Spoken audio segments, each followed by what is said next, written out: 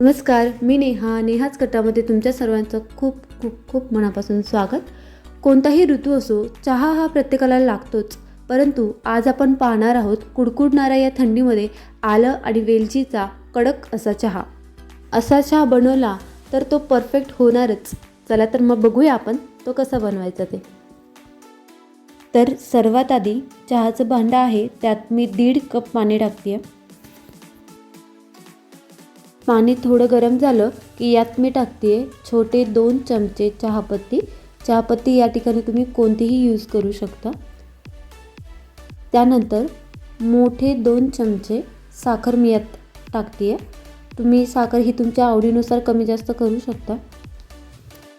त्यानंतर चहाला मस्त अशी एक उकळी येऊ द्यायची आहे. चहाला उकळी येऊस तर आपण वेलची आणि आलं कुटून घेऊयात.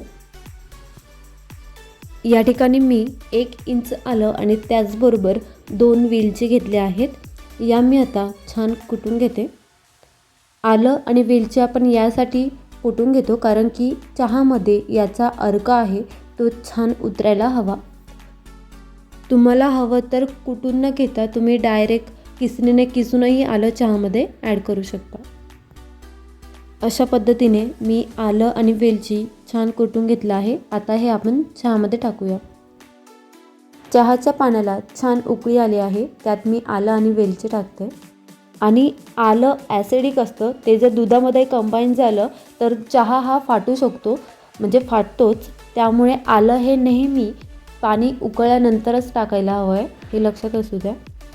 आता आपल्याला हे चहाचं पाणी साधारण अर्धा 1 मिनटं छान उकळून घ्यायचं आहे. त्यानंतर आपल्याला यात ॲड करायचं आहे 1 कप दूध.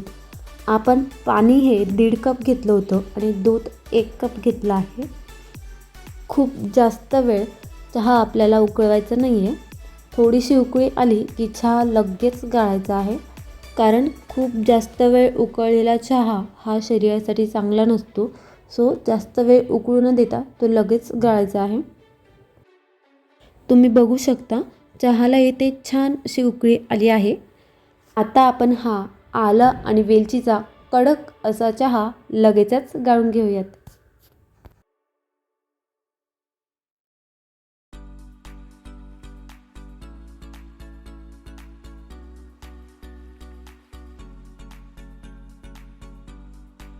सो अशा प्रकारे आलं आणि वेलचीचा कडक असा चहा रेडी झाला आहे. तुम्ही बघू शकता. याच पद्धतीने तुम्ही चहा नक्की बनवून बघा, तो परफेक्ट होणारच. चला तर मग आपण परत भेटूया असेच एका रेसिपीबरोबर. तोपर्यंत बाय बाय.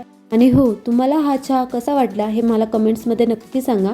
आणि चॅनलला लाईक, शेअर आणि सबस्क्राईब नक्की करा. Thank you and bye bye.